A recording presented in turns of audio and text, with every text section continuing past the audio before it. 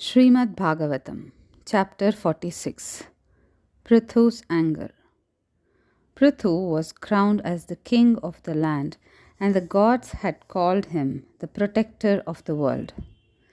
The king took the words seriously, and he found that he had a difficult task ahead of him. He found that his subjects were all thin and extremely weak. They were unnerved, undernourished, and this was a painful state of affairs. The subjects spoke to him and they said, "My lord, please give us food. Like a tree is burnt by the fire concealed in its hollows, we are slowly consumed by the fire of hunger.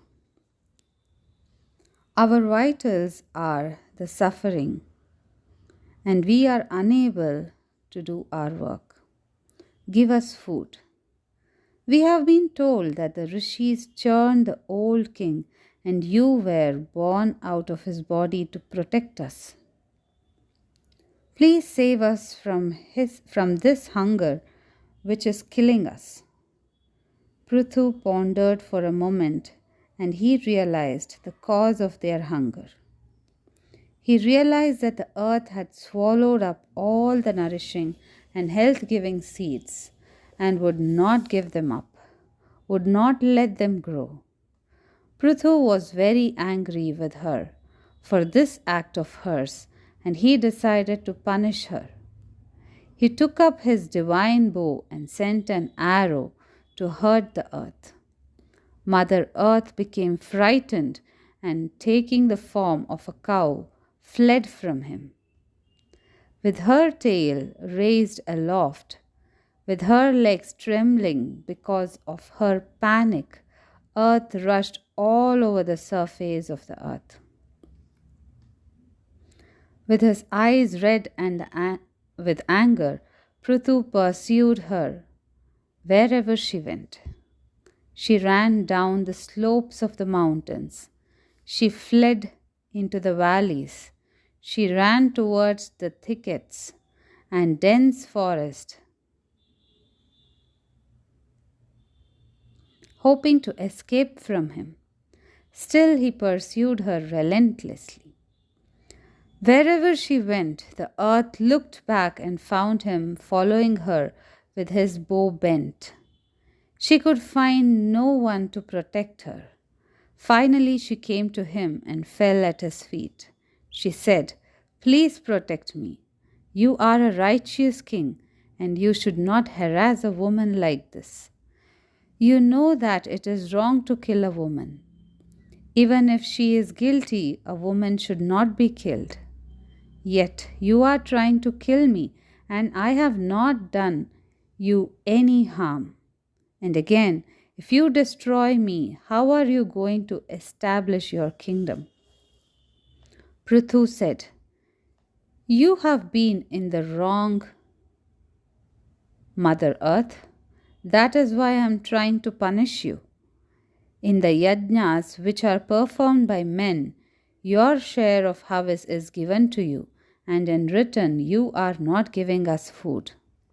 You are not doing your duty, and I have to punish you. In the form of a cow, you eat grass every day, and you do not give us milk. You are selfish. You have dared to ignore my rule. You are hiding within yourself the health-giving herbs which Brahma gave you long ago. My subjects are all suffering from hunger, and they have to be comforted. Anyone who does not think of the good of others, be he man or woman, should be killed by a king, and this killing will not be considered a sin.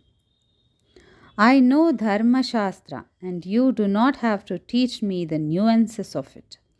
I will have no qualms in killing you, and I will feed my subjects with your flesh. As for you, kingdom, with my yoga, I will be able to establish it." His angry brows and his thunder like voice and the bow, which was still drawn, made the earth tremble. She said, I know you to be the Lord of Lords. You have created me so that I can be the home of living and non living things. You have made me the mother of all these. If you then take arms against me, who will help me? When I was buried deep under the sea in the nether world, you were the one to lift me up and establish me firmly above the oceans. That same Varaha is you, and you have taken a human form to protect me and my children. And yet, what do I see? My Lord and Master is threatening to kill me with the dreadful arrow in his hand. The ways of the Lord cannot be understood by ignorant persons like me. Please have compassion on me. Please listen to me and my plea. A bee collects honey from different flowers, drop by drop, and it makes its own honey. This needs so much of effort on the part of the bee. A wise man collects truths from different people and different places. He assimilates them all to make the wisdom of his own. Even so, to get the best out of me, great effort is needed. The rishis had stipulated several tasks for men to get the best out of this world, and several rituals and yagas to become fit for the next world. Those who have followed this right path, those who have followed these rules set by the ancients, sincerely have been able to reap the benefits. When the men were all righteous, they were doing what the rishis had stipulated. But then, as time passed, sinners like Vena began to rule me.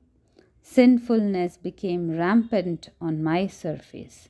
Thieves and unjust kings began to harass me, and there was no one to protect me. Ignored as I was by everyone, I realized that the herbs and the other precious plants which Brahma had given me as gifts were being used by unworthy men.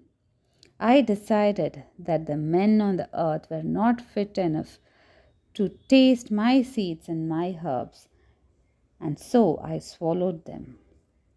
You are right when you say that I have hidden them. They do not grow on my surface anymore. It is now up to you to get the best out of me. If you use the proper technique, you will be able to get them all out of me. Provide me with a calf which will make me yield milk. Provide yourself with a proper vessel into which the milk can be drawn. Look for the man fit enough to milk me. Level the surface of me so that the rains from the heavens will stay on my surface and not flow away, leaving me arid. Prithu stood listening to the words of Mother Earth. The arrow dropped out of his hand and the bow slipped from his shoulder unheeded. His eyes became thoughtful. He told her, You are right, Devi. It is up to me to find a way of getting the best out of you. Man had been asked to work. He had been asked to plow you, plant seeds in you, and tend the growth of plants in you. The heavens had to send the rains in the proper seasons, and then man's patience would be rewarded by you gladly. And man has been forgetting your worth. He has taken you for granted. Like Mother Earth in patience is a proverb which has been in use since ever so long. When such a mother has lost her patience, then the world has become really a sinful place. Do not grieve. I will set it right.